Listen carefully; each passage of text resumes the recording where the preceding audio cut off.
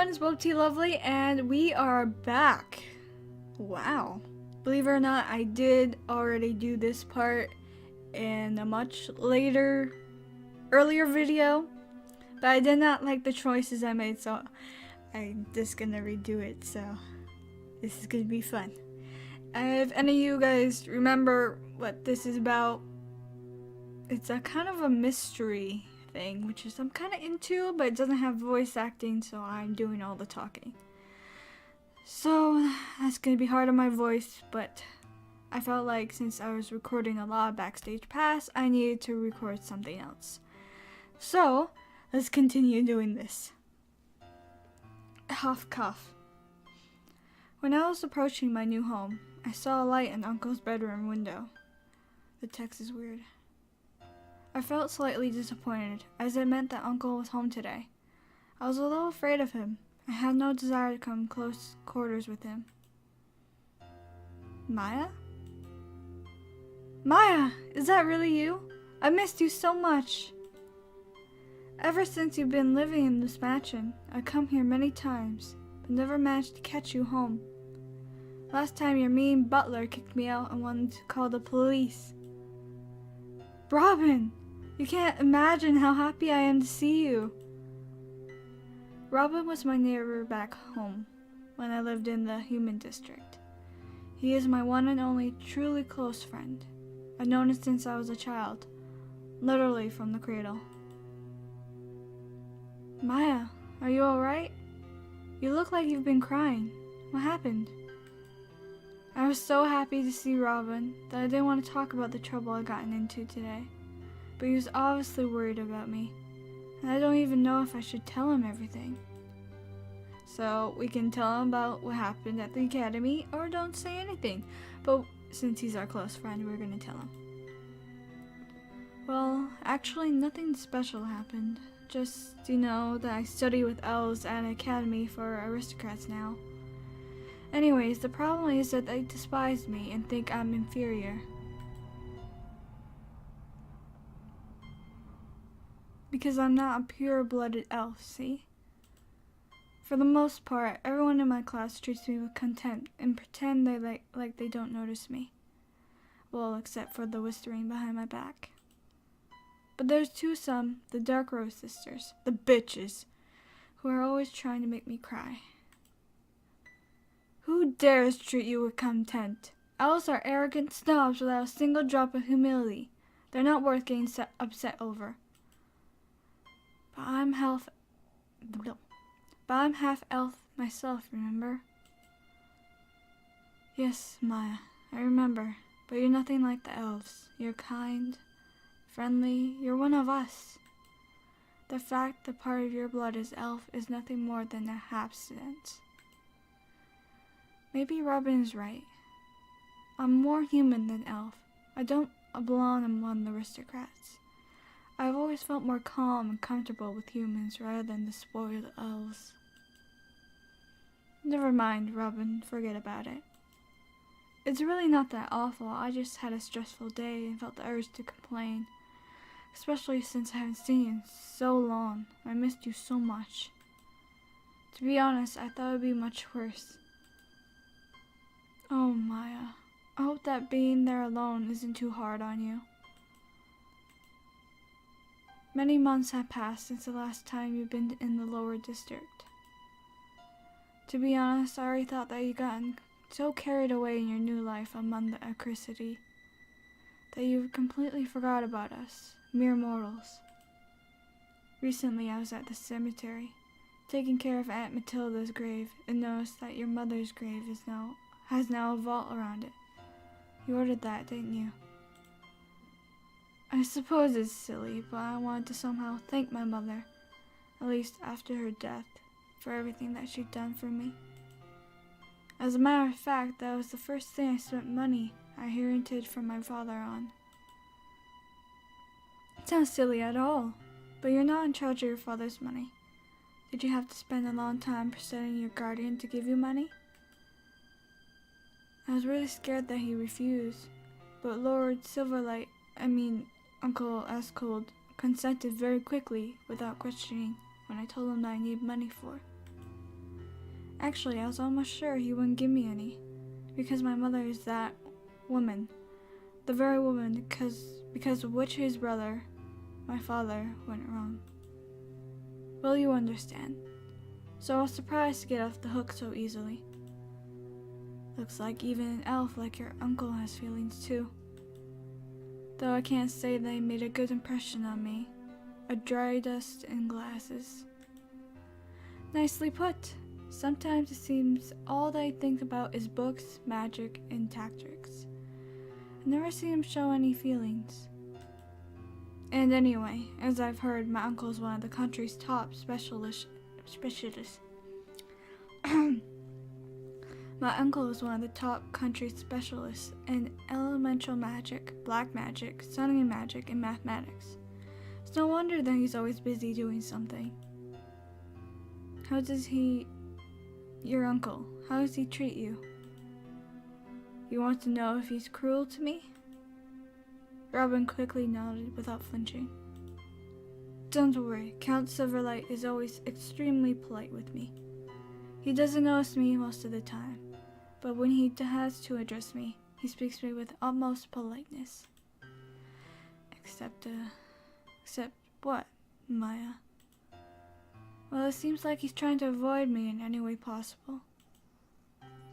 When it is possible, he tries to pass along his words with servants. Even when he runs into me in some hallways, he tries to disappear as soon as he can. So you're lonely here? We can say yeah, or I wouldn't say so. But I'm gonna be honest, it seems pretty lonely for Maya.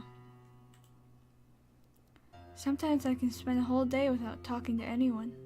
The servants aren't talkative, and Uncle's usually in his room or away at some scientific conference.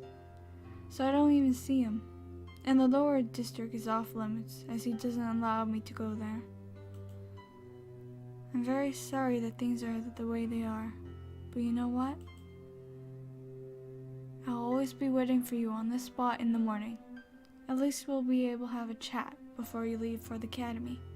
If it'll be necessary, that I'll come at night and wait until morning just to see you. Robin spoke those words so enthusiastically and such unexpected passion that it even slightly shocked me, though I didn't show it. Of course you should come, but not at night. It's dangerous and there's no point in it. I'll be happy to see you in the morning. I'll be here. Suddenly, my uncle's silhouette appeared in a light-flooded window. Robin caught my eye and turned around disappointed, fell silent. Time for you to go. Yeah, sorry. You have nothing to be sorry for. I took enough of your time as it is. No worries, it's not like this is goodbye forever. I'm glad that you told me about how it's going at the academy. I was worried about you. For me, it's very important that you trust me. Keep in mind that I'm always with you, no matter what. I looked into Robin's wide, open, sincere eyes. He knows me so well, as I know him. If I can't trust Robin, then who can I trust? I also happy that I talked to you. It even made me feel better. If you want to talk more, you know where to find me, and I'll always be waiting for you. With those 2 words. Oh, those weren't 2 words. Okay. With those words, Robin disappeared and ascended into darkness. Staring after him, I suddenly remembered that I was told this afternoon. If the murderer who kills half-bloods really did return, then I shouldn't be walking around at night like this. This murderer has been acting in the city for quite a while now, no less than a couple of years. Recently, there was a calm, and everyone took a breather, but he returned. His distinctive feature was that he never killed pure-blood elves, ever. He only attacked half-bloods like me and Lauren. At that thought, I felt the urge to look around. I never was brave. It was quite easy to scare me, especially at night. Lauren thinks that this maniac maniac is either crazy or some sort of religious fanatic. All of his victims... That was my stomach. I need to take a second. Jesus. All of his victims were killed using a curved blade dagger, which leaves specific wounds. Besides that, each victim had traces of some sort of powder on his body and a small piece of quartz in his mouth. Where I believe the murderer is one of pureblood elves who are trying to keep his race pure. In any case, he's clearly crazy. In over 2 years, this maniac killed about 24 half-bloods.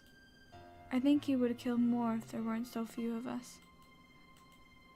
Nonetheless, the prejudices concerning mixed marriages among elves and people are still too strong, though their number has grown lately. Little by little, the vigor of traditions becoming a thing of the past. The world is changing faster and faster, and I'm not even sure if that's good or not. Suddenly, I noticed some movement in the thick trees by the mansion's entrance. First, I thought it was my mind playing tricks on me. As for they say, fear sees danger everywhere. But when the movement continued, I realized there was someone hiding there. Please let it be some stray dog or cat, or at least a hamster. Having gathered my wits, I took a step in the tree's direction. Hey, who are you? Is someone there? Then I saw a dark figure in a shapeless garment. The stranger's face was impossible to make out under the hood. I shrieked in surprise. Oh my God! Oh God! The silhouette instantly disappeared in the trees. The stranger was watching me and Robin. Or just me. In any case, he clearly wasn't expecting me to blow his cover now, and wasn't prepared to for a face-to-face run-in.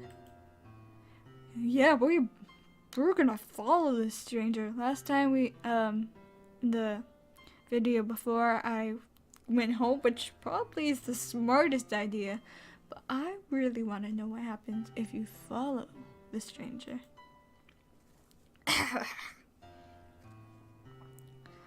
My heart skipped a beat, but still I decided to catch the stranger and demand an explanation. After all, he did intrude on my private property. I ran after him, turning the house's corner, led both of us to an impasse. There were trees on both sides, and after them was a high stone fence. You shouldn't have done this.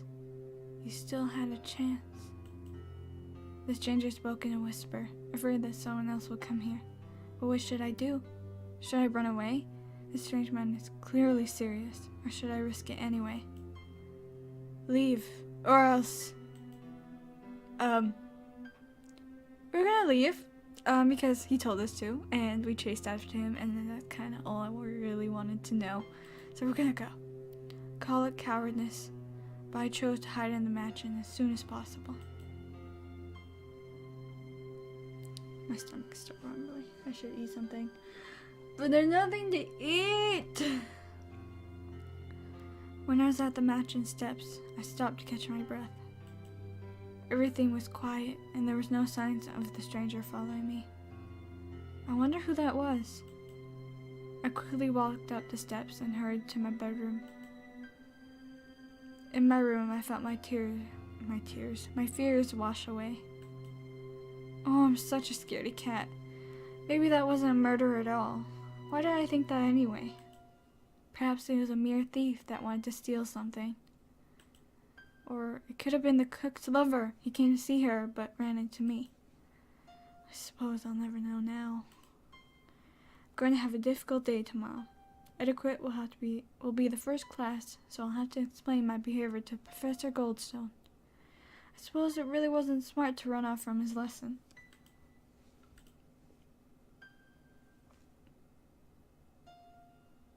But I was so hurt by Rosemary's and Louise's words that I couldn't have spent the whole class crying anyway, disgracing myself in front of the class even more. I helplessly sighed, thinking of etiquette teacher. With a heavy heart, I started undressing to get into bed.